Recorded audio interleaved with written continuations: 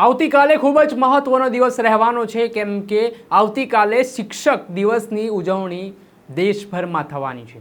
ત્યારે ગુજરાતમાં TET pass ઉમેદવારો જે છેલ્લા ઘણા સમયથી કાયમી શિક્ષકોની માંગ કરી રહ્યા છે તેમને પણ આશા છે કે આવતીકાલે ગુજરાત સરકાર દ્વારા તેમના હિતમાં એક મહત્વની જાહેરાત કરવામાં આવી શકે છે।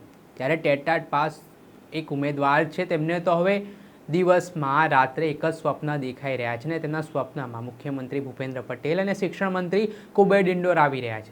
ત્યારે શું કહી રહ્યા છે તે ટેટ પાસ ઉમેદવાર વાત કરીશું આ વિડીયોમાં। વૈષ્ણવજન તો તેને કહીએ જે પીડ પરાઈ જાનાને રે। નમસ્કાર દર્શક મિત્રો, નવજીવન ન્યૂઝમાં આપનું સ્વાગત છે। હું છું ફૈઝાન।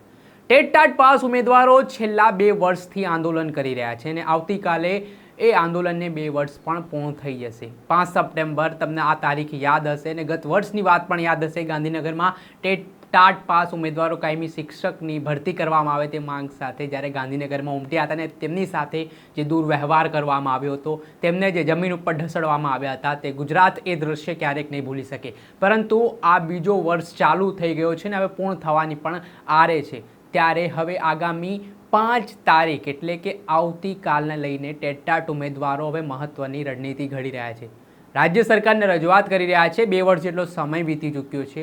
જે ઉમેદવારો છે તેમની ઉંમર મર્યાદા પણ ધ્યાનમાં રાખવાની છે। અત્યાર સુધી જે સરકારે વચન આપ્યા હતા, જે વાયદો કર્યો હતો કે નોટિફિકેશન સપ્ટેમ્બર મહિનામાં ભરતી માટે બહાર પાડી દેવામાં આવશે, પરંતુ આવું કંઈક જોવા ના મળ્યું ને ફરી એકવાર ટેટ પાસ ઉમેદવારોની આશા ઉપર પાણી ફરી ગયું ને આને જ લઈને હવે ઉમેદવારો છે તે આંદોલન કરવાના મૂડમાં ફરી એકવાર દેખાઈ રહ્યા છે। ત્યારે એક ટેટ પાસ ઉમેદવારનો વિડીયો સામે આવ્યો છે, જે વિડીયોમાં તે ઉમેદવારને દિવસ હોય કે રાત હોય શિક્ષણ મંત્રી અને મુખ્યમંત્રીનો ચહેરો યાદ આવે છે ને તેને એવી આશા છે કે સરકાર દ્વારા આગામી દિવસોમાં ભરતી કરવામાં આવશે ને તેનું જે શિક્ષક બનવાનું સ્વપ્ન છે તે પૂરું થશે। પહેલાં તો તે ઉમેદવાર શું કહી રહ્યા છે તે સાંભળી લો। ઓચિંતું કોઈ મને સચિવાલય મળે ને પછી ધીરેથી પૂછે કે કેમ અહીંયા આપણે તો કહીએ કે ભરતી સી વાત છે ને ઉપરથી ભૂપેન્દ્રભાઈ પટેલની મોજ છે। હું વાત કરવા માગું છું ગુજરાતના એ મુખ્યમંત્રી, ગુજરાતના એ દાદા કે આઝાદીના 78 વર્ષ પછી જો કોઈ સરકારના મને ગુણગાન ગાવાની વાત થતી હોય તો એ છે આપણા ગુજરાતના દાદા એટલે ભૂપેન્દ્રભાઈ પટેલની વાત છે। ગુજરાતના મુખ્યમંત્રી એટલા મૃદુ, મક્કમ અને સંવેદનશીલ છે કે બધાયની વાત સાંભળે। એને જોવા જઈએ ને તો અમે કેટલી વખત મળ્યા તો દાદાને અમે સમજાવ્યા કે દાદા શિક્ષણ વિભાગની અંદર કેટલાય શિક્ષકોની ઘટ છે, તો ભાઈ દાદા અરે અમે એક વખત મિટિંગ કરી, અમે એને સમજાવ્યું આખી કે એટલી ઘટ છે। તો દાદા એ શિક્ષણ બાબતમાં ખૂબ સારી રીતે એણે વિચાર કર્યો કે ના શિક્ષકોની ઘટ છે, શિક્ષણની વ્યવસ્થા બગડે એના કરતાં બેટર છે કે આપણે શિક્ષકોની ભરતી કરી દઈએ। તો આટલા શિક્ષણ બાબતે એ જાગૃત છે અને ગુજરાતના મુખ્યમંત્રી અને ગુજરાતના દાદા, મારે દાદાને એક વાત એ કહેવી છે કે મારું એક સપનું છે, જો એ સપનું પૂરું કરવામાં તમારું સમર્થન હશે ને તો ચોક્કસથી એ સપનું પૂરું થશે। અને મારું સપનું એ છે કે જો હું શિક્ષક તરીકે કોઈ ગામની અંદર કોઈ સરકારી શાળામાં હું હાજર થઈશ ને તો ત્યાં સરકારી શાળાના મેદાનની અંદર કે ગામની જે પડતર જમીન હશે, જે ગૌચરણની જમીનો હશે, જે વધારાની જેટલી પણ જમીન હશે ને બધી જમીનમાં તમારા નામના મારે વૃક્ષો વાવવા। મને 2 જ વ્યક્તિઓ વધારે પડતા હોય ને ગમે ત્યારે હું જોઉં ને 24 કલાક મને 2 જ વ્યક્તિઓ હોય ને હરહંમેશ યાદ આવે। લોકો તો બંધ આંખે સપના જોતા હોય છે, હું તો ખુલ્લી આંખે સપના જોતા હોય ને મને સપનામાં 2 જ વ્યક્તિ દેખાય। એક આપણા મુખ્યમંત્રી ભૂપેન્દ્રભાઈ પટેલ અને બીજા આપણા શિક્ષણ મંત્રી કુબેરભાઈ ડિંડોર। મને હું ગામમાં જાઉં છું ને 7મ 8મમાં હું ગામમાં બધાને મળ્યો ને તો બધાએ મને મારી તબિયત પૂછવા કરતાં તો પહેલાં છે ને મને એમ કહે છે કે ભાઈ કુબેરભાઈ કેમ છે, ભૂપેન્દ્રભાઈ પટેલ કેમ છે, શું તારી વાત સાંભળે છે કે નહીં।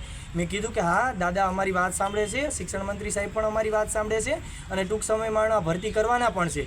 તો બધાએ છે ને 1 તારીખે જે જાહેરાત આવવાની હતી ને 1/9ની આપણે વાત કરીએ તો 1/9/2024ના રોજ ઉચ્ચતર માધ્યમિકની જે જાહેરાત આવવાની હતી તો એ જાહેરાત ન આવી ને તો બધાએ મને મેસેજ કરતા હતા કે ભાઈ તું તો કહેતો હતો ને કે શિક્ષણ મંત્રી ને મુખ્યમંત્રી છે એ જાહેરાત ઉચ્ચતર માધ્યમિકની કરી દેશે।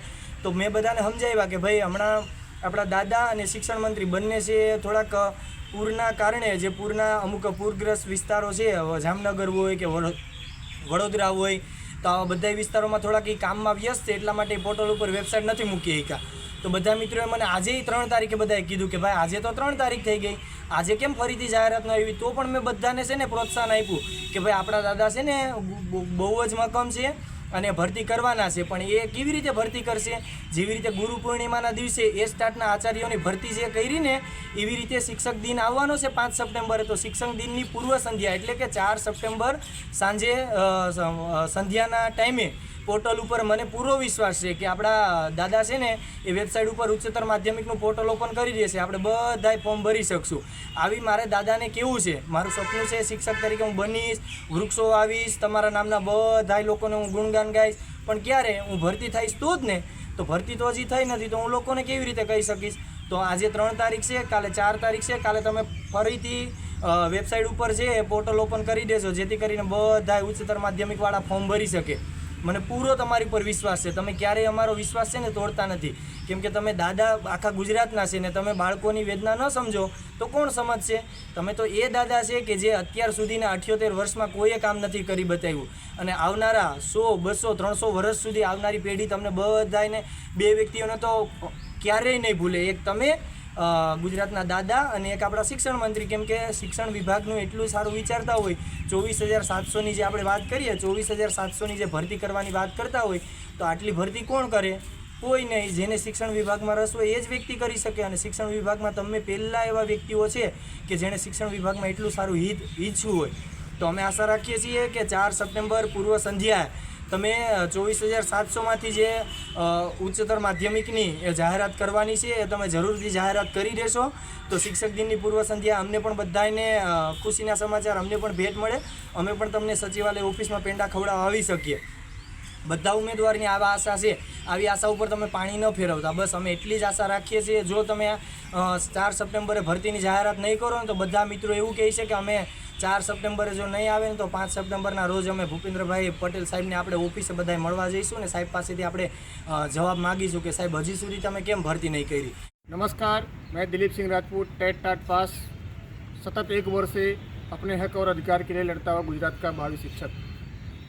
दोस्तों, जैसे आपको पता है कि हम 18 जुलाई 2023 से लेकर अभी तक हमारी लड़ाई एक ही थी. गुजरात में बड़े प्रमाण में कायमी शिक्षक की भर्ती होनी चाहिए. सभी माध्यम में सभी विषय की भर्ती होनी चाहिए. हम लगातार संघर्ष करते रहे. सरकार ने हमारी बात लगभग 1 वर्षों के बाद सुनी. आज से लगभग 1 महीने पहले 3 जुलाई को गुजरात के दादा आदरणीय भूपेंद्र भाई पटेल जी की अध्यक्षता में जब शिक्षण विभाग की मीटिंग की गई, तब वहाँ से प्रेस मीडिया के द्वारा ऐसी जाहरात की गई कि आने वाले समय में 1 अगस्त से लेकर 1 दिसंबर तक सभी माध्यम में और सभी कक्षा में, मतलब कि कक्षा 1 से लेकर कक्षा 12 तक की भर्ती क्रमिक की जाएगी. तो उसके हिसाब से देखा जाए तो जब 1/8 को आचार्य की भर्ती की जाहरात आ गई तो हमको लगा कि हाँ ठीक है, कैलेंडर के हिसाब से भर्ती आ रही है. जब 1/9 आया तो 1/9 को देखा जाए तो कैलेंडर के हिसाब से कक्षा 11 और 12 की भर्ती आनी चाहिए थी, लेकिन तारीख आज है 3. अभी तक कक्षा 11 और 12 की भर्ती की जाहरात नहीं आई है. तो मेरा सरकार से, गुजरात के दादा से यही प्रश्न है कि जब आपकी अध्यक्षता में मीटिंग की गई थी कि आपने बोला कि कैलेंडर के हिसाब से भर्ती आएगी, अब आप लोग गांधीनगर मत आओ, धक्का मत खाओ, विरोध प्रदर्शन मत करो. हमने आपके ऊपर संपूर्ण विश्वास किया कि हमारी भर्ती आ जाएगी. अभी तक जाहरात नहीं आई है. अभी भी हम आपसे दोनों हाथ जोड़कर विनती करते हैं कि जिस तरह से आपने आचार्य की गुरु पूर्णिमा के 1 दिन पहले जाहरात दी थी, हमको अभी भी उम्मीद है कि शिक्षक दिन आने वाला है. 5 सितंबर से पहले 11 और 12 की भर्ती की जाहरात हो जाएगी. तो फिर से दोनों हाथ जोड़कर विनती करना चाहता हूँ गुजरात के दादाश्री से, गुजरात के शिक्षण मंत्री श्री से कि आने वाले शिक्षक दिन से पहले सभी गुजरात के भावी शिक्षकों की भर्ती की जाहरात देकर हमको खुशखबरी दें. लेकिन अगर 4 सितंबर की शाम तक अगर 11 और 12 की भर्ती की जाहरात नहीं आती है तो 5 सितंबर के दिन सभी गुजरात के भावी शिक्षक, जिस तरह से हम पिछली बार 5 सितंबर के दिन गांधीनगर में आए थे और अपना विरोध प्रदर्शन कायमी शिक्षक की भर्ती के लिए किए थे, ठीक उसी प्रकार अब की बार हम गुजरात के दादाश्री से मिलने के लिए, अपनी रजूआत करने के लिए, कैलेंडर के हिसाब से भर्ती क्यों नहीं आई उसकी मांग करने के लिए 5 सितंबर 2024 के दिन फिर से हम गांधीनगर में आने वाले हैं.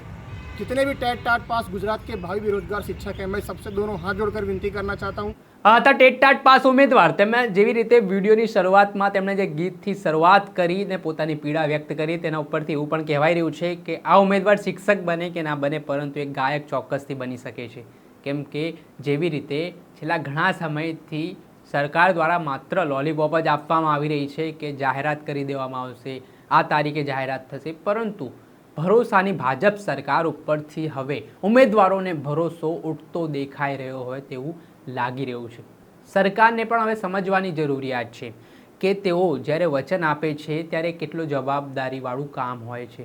ત્યારે વચન આપીને માત્ર છૂટી જવાની વાત નથી, વચન નિભાવવાની વાત છે. ને જે નોટિફિકેશન બહાર પાડવાની વાત હતી તે રાજ્ય સરકાર દ્વારા શિક્ષણ મંત્રી હોય કે પછી રાજ્ય સરકારના પ્રવક્તા મંત્રી હોય જે મોટા મોટા નિવેદનો તો મીડિયા સમક્ષ આપતા હોય છે પરંતુ તે મુજબ કામગીરી નથી થઈ રહી તે પ્રકારના આરોપો પણ ટેટ ટાટ પાસ ઉમેદવારો લગાવી રહ્યા છે.